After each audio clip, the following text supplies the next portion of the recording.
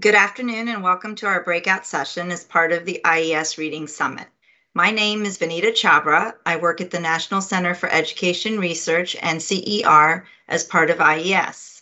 I am a program officer and I manage the literacy portfolio for our center. Today I will be moderating a Q&A session after the presentation. I will take questions from the chat space. In addition, there will be presenter resources available for the session in the website resource file as part of this program. Today's session is titled Addressing the Online Reading Achievement Gap, Challenges and Opportunities. It is a very timely topic considering our challenging year. Our presenters today are Donald Liu and Elena Forzani. Donald Liu is Emeritus Professor and Endowed Chair in Literacy and Technology at the University of Connecticut. He directed the New Literacy Research Lab and is a member of the Reading Hall of Fame. He is a past president of the National Reading Conference and former member of the board of directors of the International Literacy Association. In addition, Don is a former teacher and a graduate of Michigan State, Harvard, and Berkeley. Don's research focuses on the new skills and strategies required to read, write, and learn with internet technologies and the best instructional practices that prepare students for these literacies. His research has been funded by IES, the National Science Foundation, and a number of other organizations. Elena Forzani is an assistant professor in literacy education at Boston University, where she teaches undergraduate and graduate courses in literacy instruction and assessment, with a focus on technology. Her research centers on using multiple and diverse methods and perspectives to understand and support digital literacy practices across the elementary as well as the secondary school levels. In particular, her work investigates the cognitive, metacognitive, and motivational dimensions of online reading comprehension with special attention to the critical evaluation of online information. Through this work, Elena seeks to inform the design and implementation of assessment and instruction that supports different kinds of learners as they engage in reading and inquiry in complex, multiple text online environments. Elena has worked on IES projects following her doctoral work in educational psychology at the University of Connecticut. Elena worked at Boston College as the assistant research director for PEARLS and ePEARLS, International Print and Digital Reading Assessments. Prior to earning her doctorate, she taught first grade and high school English and reading and served as a high school literacy specialist. This session has been pre-recorded, and I will join all of you live for a Q&A at the conclusion of this session. Now let's get started, and I will turn the session over to Don and Elena. Hello. In presentations at this conference, we've been looking at offline reading achievement gaps. And in this session, we want to explore the challenges and the opportunities that emerge from online reading achievement gaps. So we look at a specific type of achievement gap based on economic status. NAEP reports fairly consistent since 2004 anyway, 25-point standardized score gap between students who are eligible and not eligible for free lunches. In addition, NAEP also shows that over twice the percentage of students in the below basic level in reading come from students who are eligible for free lunches. Now that's a fairly consistent, but most importantly, a very substantial reading achievement gap. Now, Sean Reardon at Stanford, using national assessments of reading such as NAEP, shows a growing reading achievement gap based on family income. He uses a 90-10 split, and it's almost doubled since 1940. This is a fundamental challenge because the rich appear to be getting richer and the poor appear to be getting poorer, at least in terms of reading achievement. Now, the next point we want to make is that online reading and offline reading are similar but not identical. There's a fairly substantial now and growing research base showing that these two are similar, but there are some differences between the two.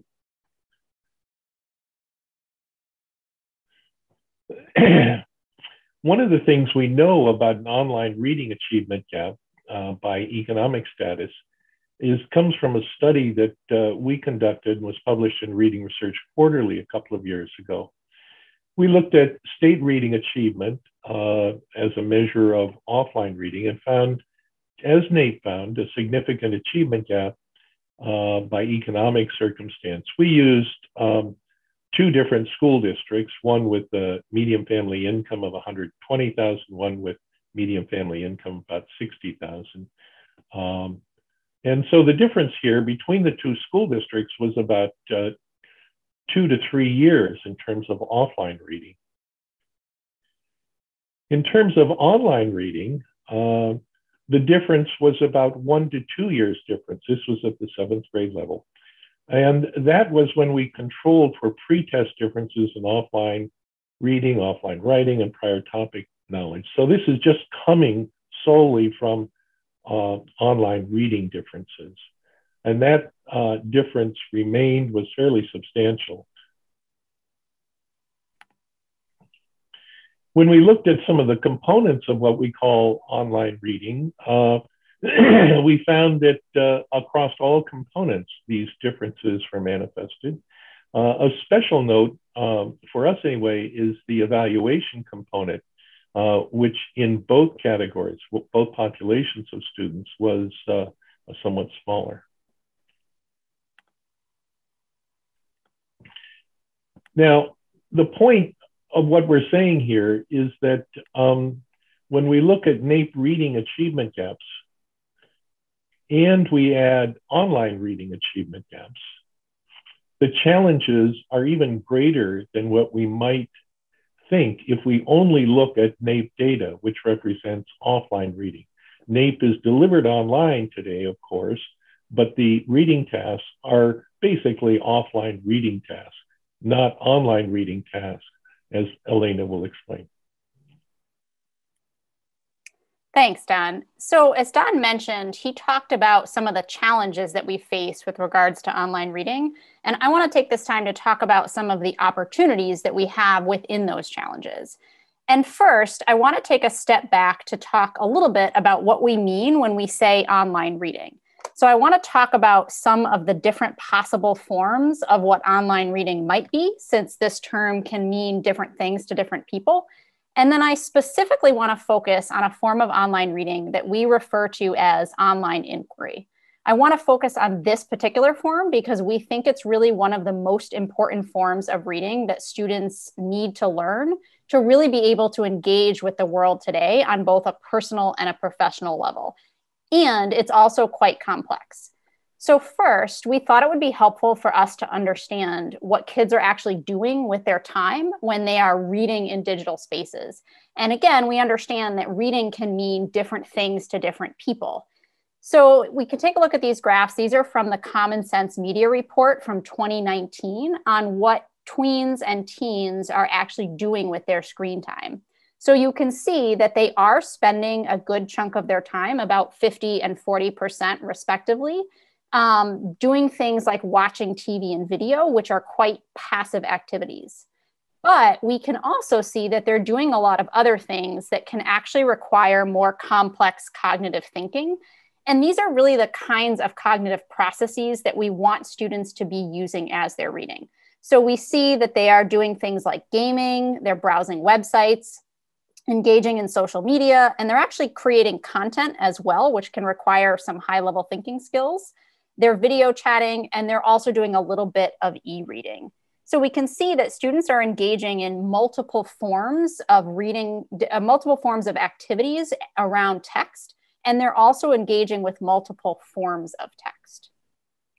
I also want to take a minute to acknowledge that when kids are spending time on social media, they're likely encountering many different types of text, some of which can be really complex and controversial.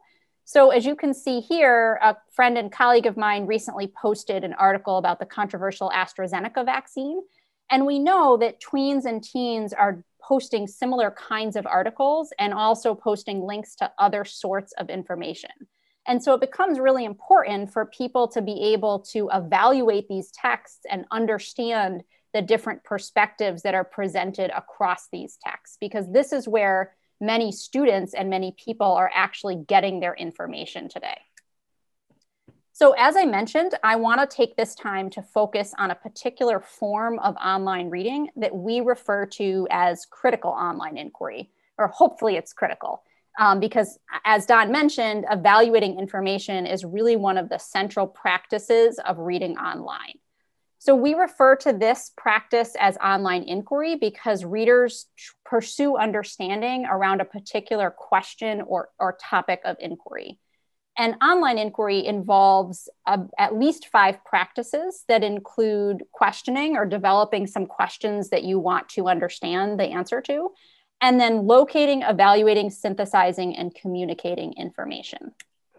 So for example, this is an online inquiry that we might all be familiar with by now is, should I wear a mask? You might want to know the answer to this question. And you can probably see that this question doesn't necessarily have one right answer. So the answer to this question can depend on who you are, it can depend on where you are, whether you're inside or outside, or even where you live in the world. It can depend on your local laws and policies, and it can even depend on where we are in the pandemic. So right now I'm fully vaccinated, and so my decisions around whether I wear a mask or not might might be a little bit different than they were a few months ago. So to answer this question, for people to figure out whether they should wear a mask or not, they might do things like, you can see up here, this is a New York Times strip of information, and you can see there are these maps or diagrams of where in the world the risk is highest and also where people are vaccinated. You can also see a little snippet of text up there, which shows the risk in my county, in Essex County in Massachusetts, and it shows that my area is at very high risk. I might also engage in a direct question query where I'm actually typing into Google my question, should I wear a mask? And I have to evaluate the search engine results page, determine which link to select, what information I want to read. People might also decide to go to well-known websites like the CDC to try to understand what the guidance is around that.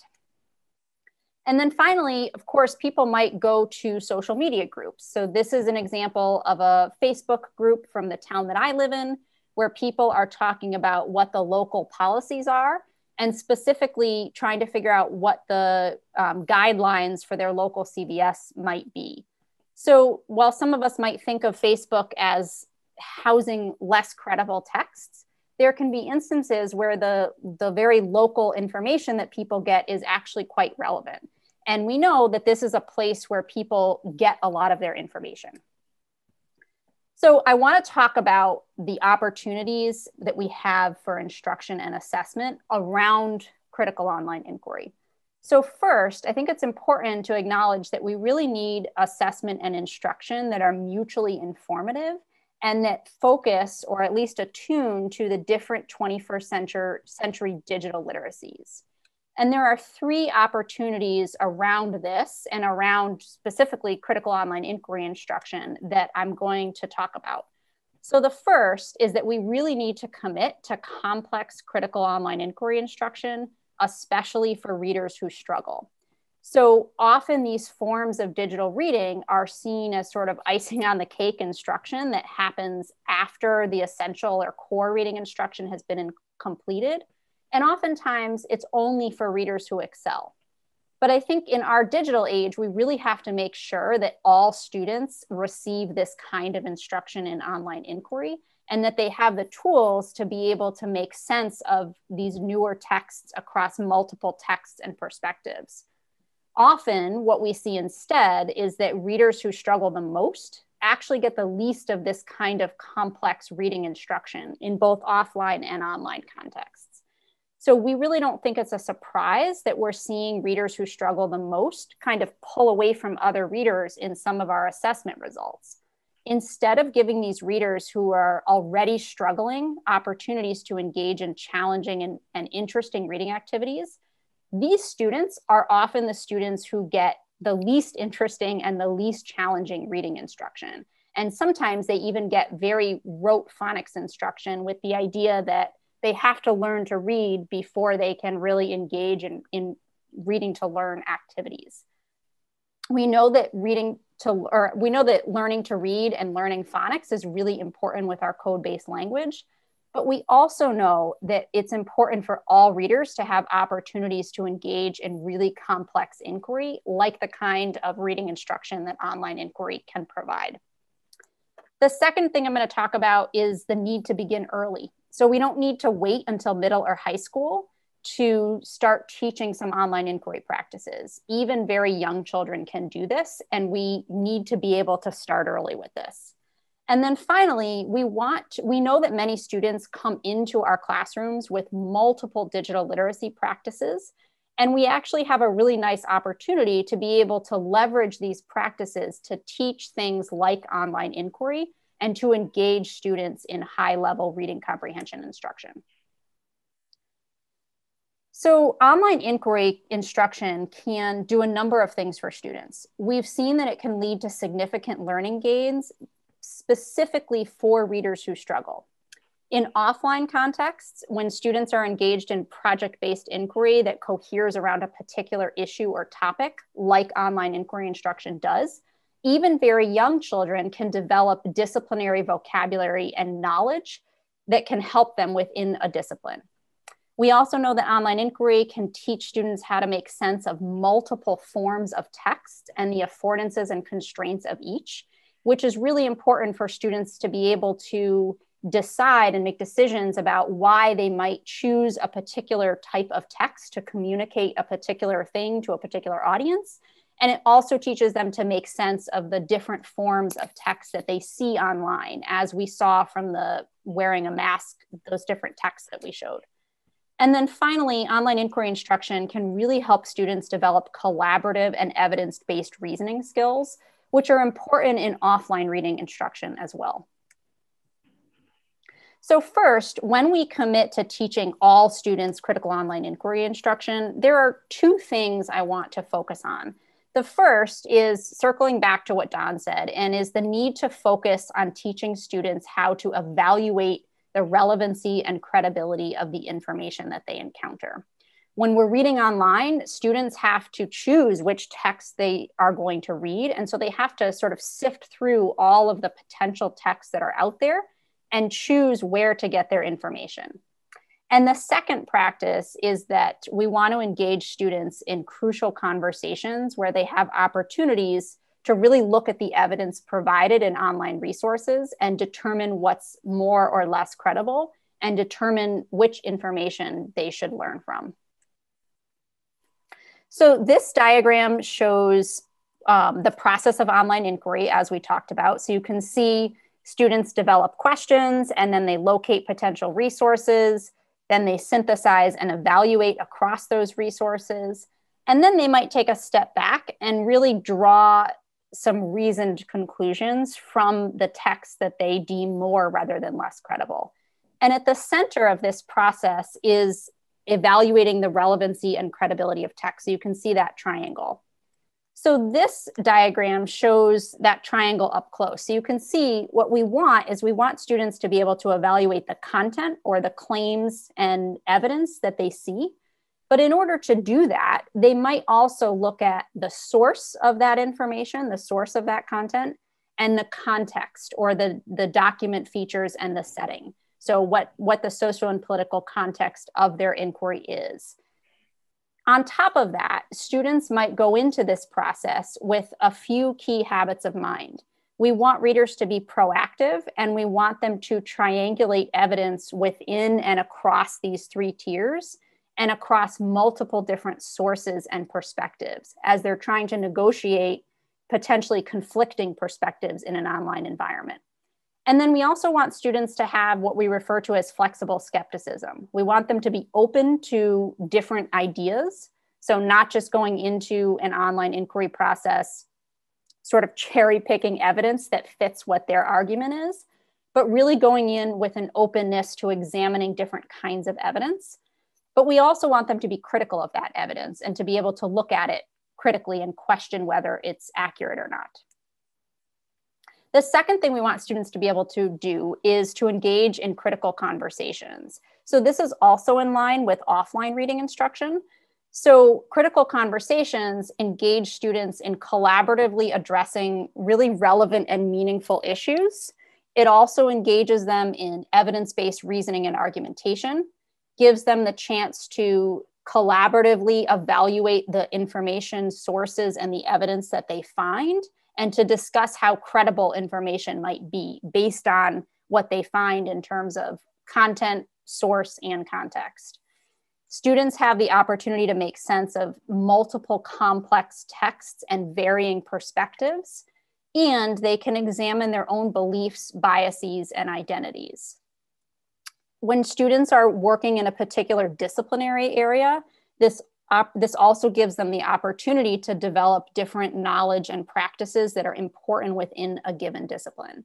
And then finally, as students are engaging in critical conversations, they might have different opportunities to participate at a level that's comfortable for them, and to draw on existing funds of knowledge that they bring into the classroom. And so critical conversations give different students opportunities to participate depending on what makes sense for them.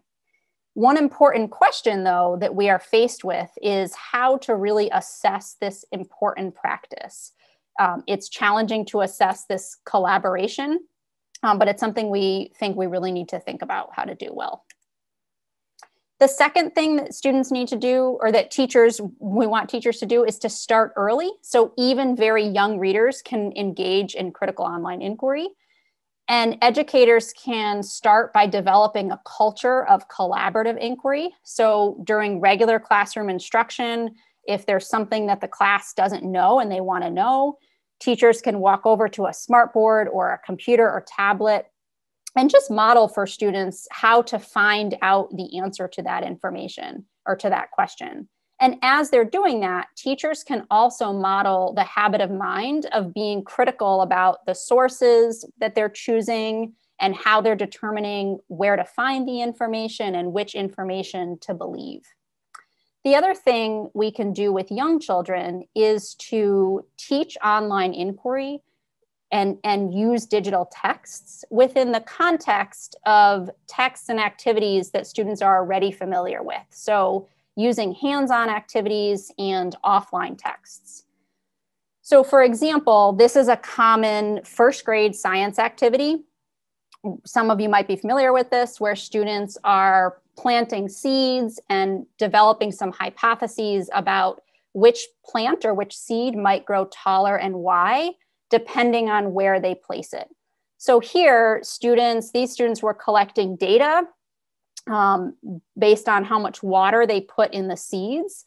And they used a quick Google search about how a seed grows to develop a hypothesis about whether they thought which plant they thought would grow taller. You can see they also developed traditional hand-drawn diagrams. You can see this up in the right-hand corner.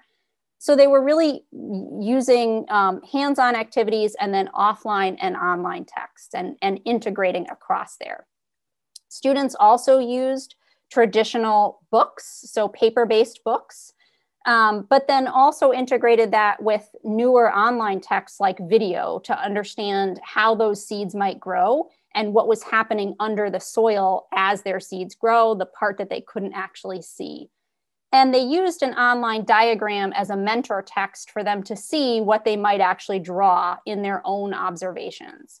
So we can see students are integrating texts across offline, online, and hands-on learning. So it's a way for even very young children to start using some online resources and conducting online inquiry that's also supported by offline inquiry.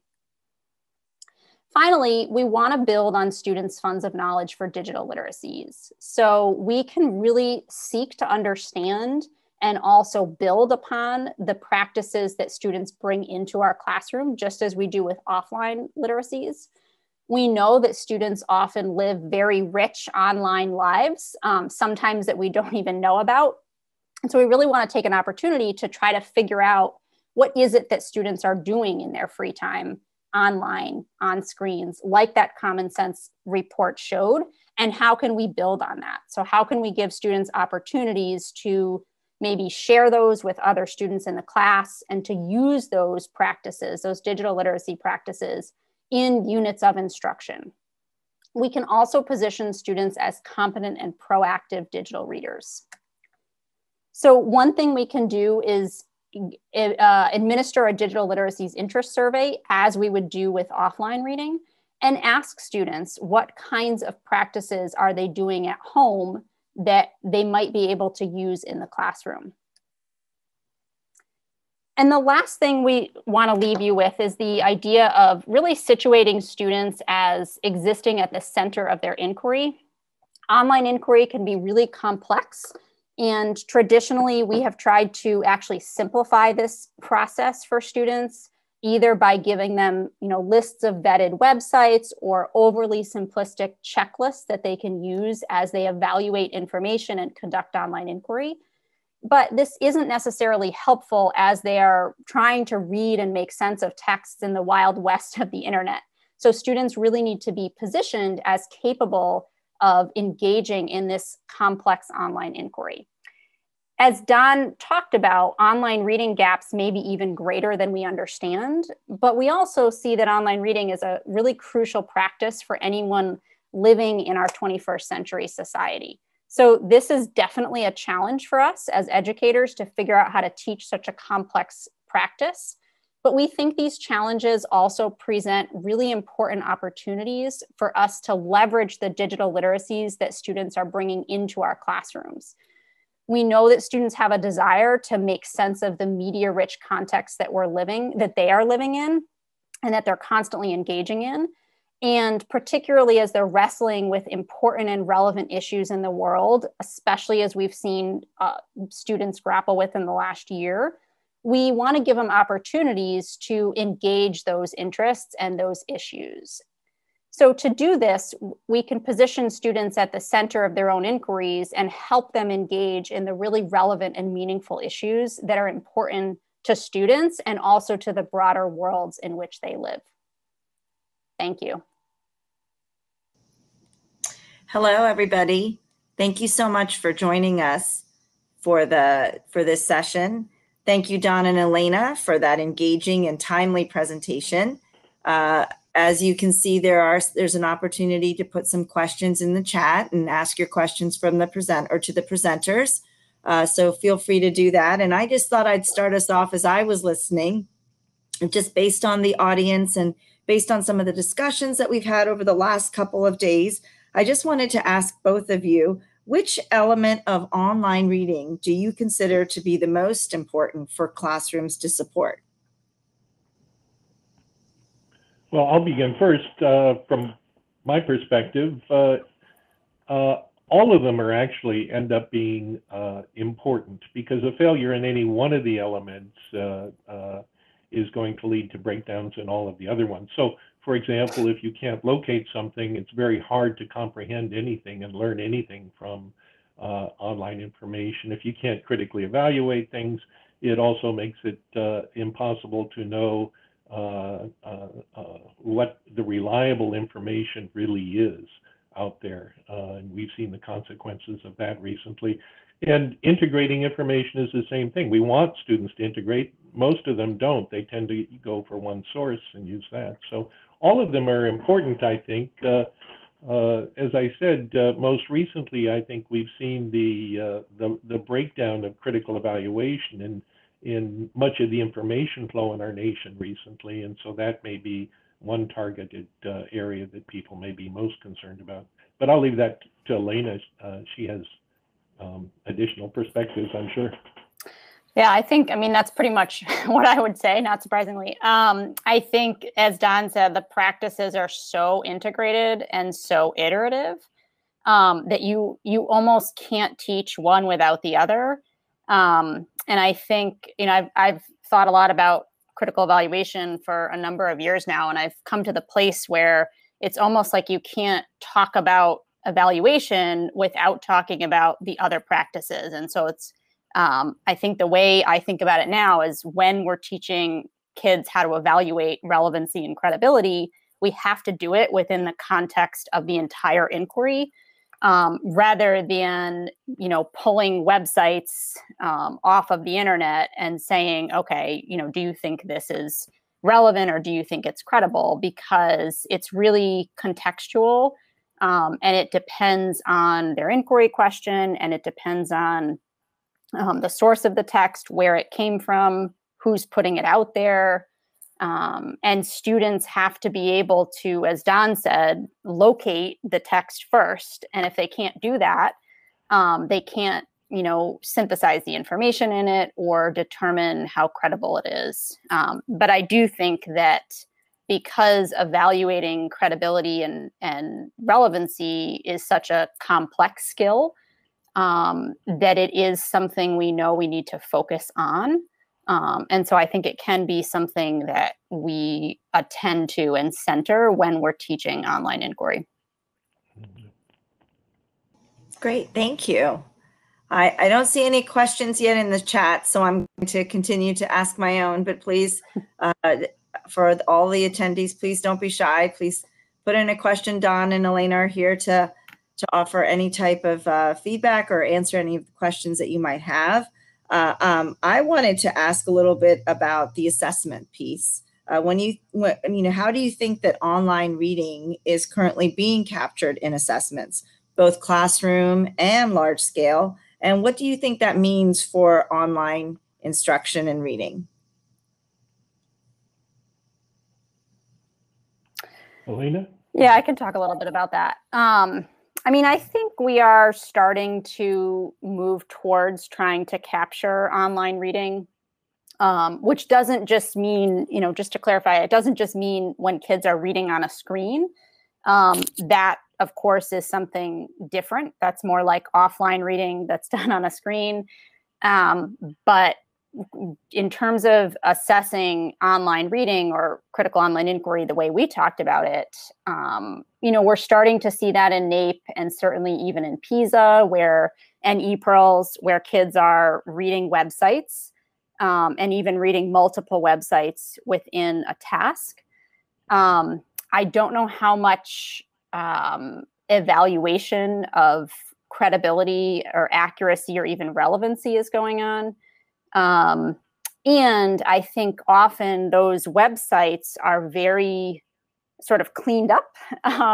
So they don't often, and this depends on the assessment, but they don't always have the number of different sort of textual features going on, advertisements, other sort of small snippets of text.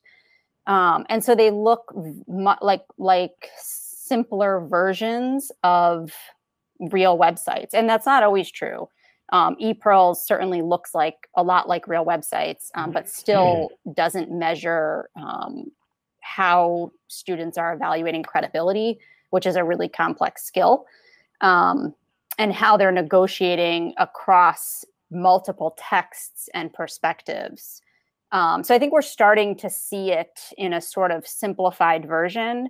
And one of the challenges that we face, that Don, you can probably speak to this more, is sort of when we're creating assessments, we're always trying to control the environment so that we can measure what it is we want to measure. But the internet is this, as I said in the presentation, it's such a wild west where there are a lot of things going on, and it's a very unbounded and uncontrolled environment. It's not like a single text.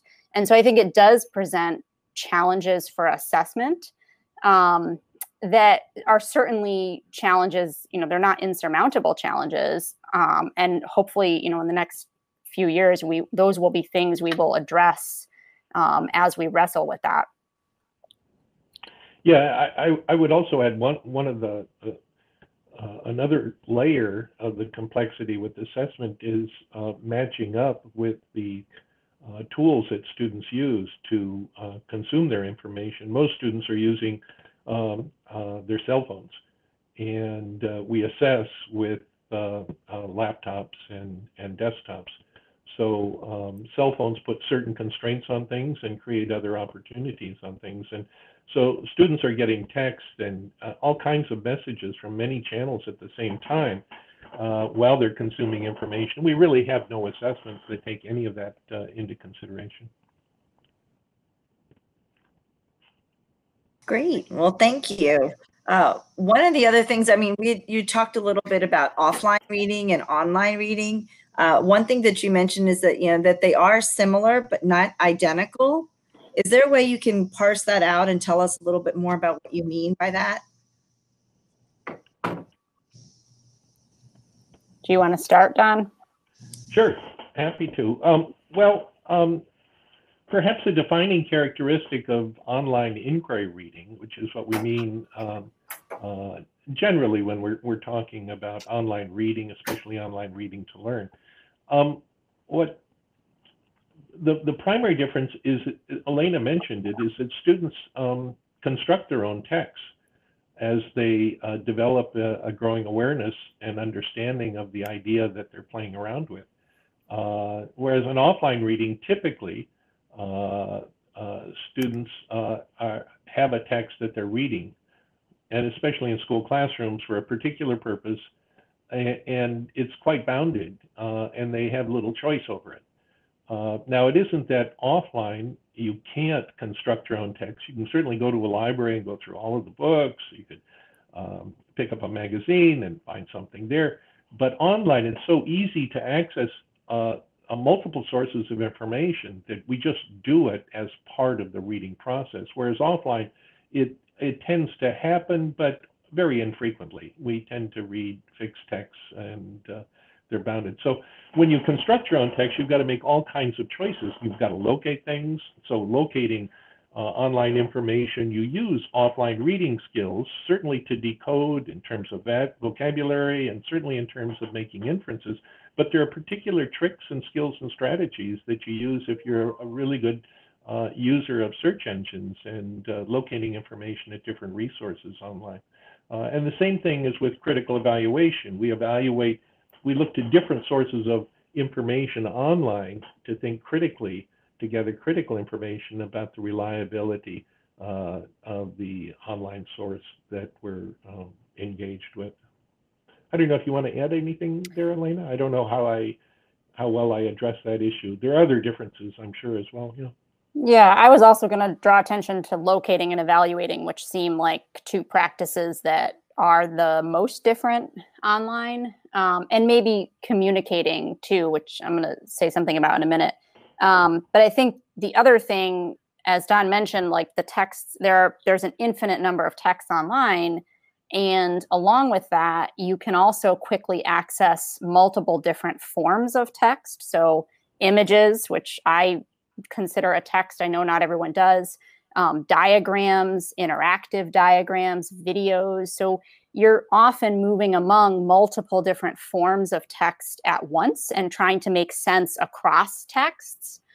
So I think that's one important difference. And the other thing is that there's very little, I shouldn't say very little, but anybody can put whatever they want online. And they can make it look quite nice. And so there really is a need to evaluate as a central online practice. Whereas if you get books from the library, that need is sort of backgrounded because you know that those books have gone through some kind of vetting process through publishing, even the way that the library or even a bookstore has selected those texts and put them out for you to look at.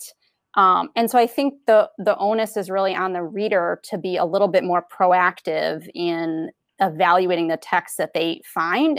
And so it just becomes something that you absolutely have to do when you're reading online, whereas you don't necessarily have to do it when you're reading offline. And the other, go ahead. Go right ahead. I thought you were done. No, you go ahead.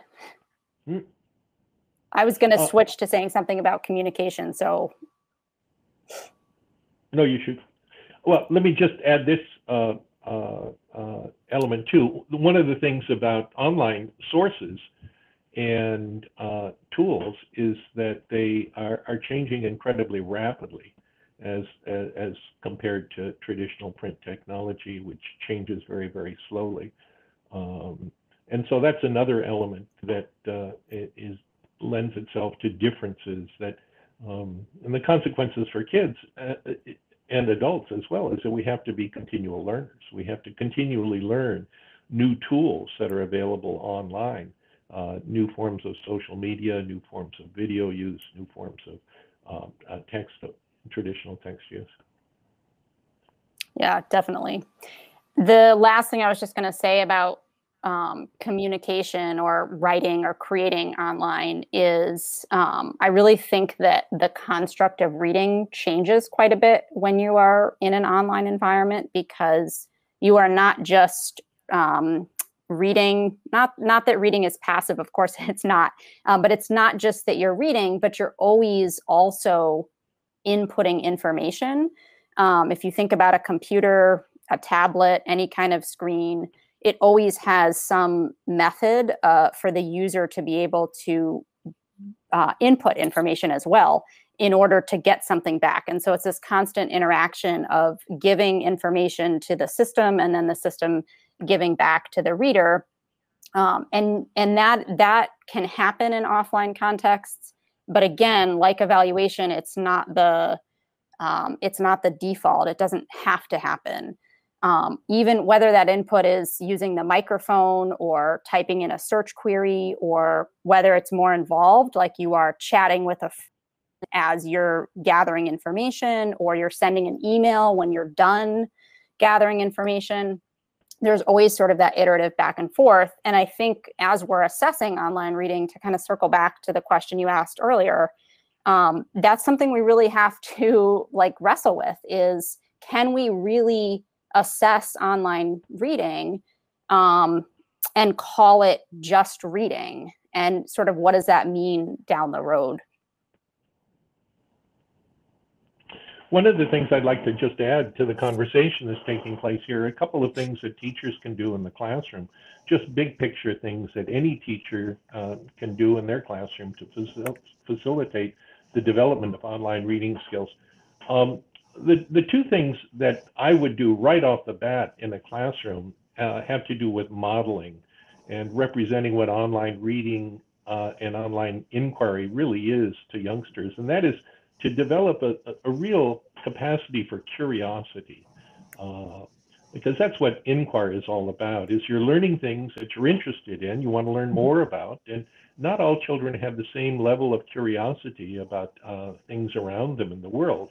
And so teachers can play a really valuable role by, when topics come up, just simply modeling, well, I wonder what we can find on the internet about this. I wonder what that says. And then just modeling the reading process as they're going through and asking questions, where students want to go and how they might locate things, how might they evaluate things, all of that builds a developing capacity for curiosity, and that students, we really want them to leave the classroom with that curiosity and their own inquiry skills. So they continually acquire new information and learn more about the world around them.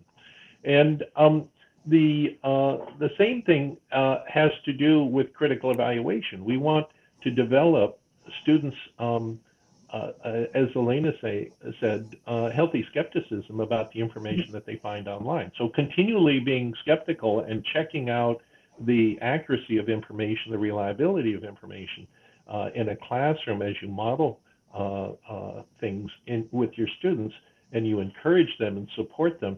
What we really want to do is develop a community of classroom curious students who are always interested in the world around them and are skeptical about the information that they find online, and can demonstrate to another person why they believe this as opposed to that. That's really what we need as we build capacity among our students for online reading. Well, and Don, you partially just answered my next question, which was really talking about how we can integrate online reading development into regular classroom instruction. And you talked a little bit about the modeling piece and inquiry. I'm also curious: are there things that you would say could work for online reading development that would be the same or variable across different grades? Oh, that last question is an interesting one. Yeah, I think the same across all grade levels is what I mentioned. Developing a stance towards curiosity, really curious about information. That applies up and down the grade ladder. And then also critical evaluation of online information, being a healthy skeptic, always challenging information that you're reading and thinking and trying to figure out how other people are thinking about it, and then ultimately how you should be thinking about it. That would be the same. Now, what difference? I don't know, Elena. How would you characterize differences developmentally as we think about online reading? Yeah, well, I was also going to say, I think habits of mind are certainly something we can start teaching early. But I think one of the things that can sort of expand as kids move up in grades is with regards to number. So maybe you start out early on reading across 2 texts, or even 1 text and then 2 texts, and then you jump to, you think about a high school online inquiry or one we might do, or managing multiple texts and multiple different forms of text. And that, just the sheer number of that, which is a point, that Julie Coiro made in a recent RRQ commentary, the sheer number of different text types and different perspectives makes things much more complex. And so I think you can start out with fewer perspectives and fewer types of text and expand as you move up the grade levels. I think you can also start out younger children. When I've worked with younger children, I have tended to, they often want to research topics that are less controversial. And so maybe it's, how does a plant grow, as I talked about? And yes, you still want to pay attention to source, but it's not like someone's out there trying to lie to you necessarily. Sometimes they are. So I think the complexity of sort of believability of text and perspectives can get more complex too as kids move through the grades. But absolutely, as Don said, starting out with that stance towards questioning everything and investigating the source from the beginning. Well, thank you. Thank you both, Elena and Don, for being here and for presenting this incredible information. It's very timely. Like I've said before, I think it's something that's a part, obviously, of our lives and really came to the forefront over the last year. So I'm so grateful you were able to join us. And for all of you attendees, I hope that you will be able to join for the rest of the session. We're going to be hearing from the 2019 National Teacher of the Year, Rodney Robinson, and then we're going to have a closing panel. So hope to see you there. Thank you. Thank you, Benita, and thanks to the attendees. Thank you.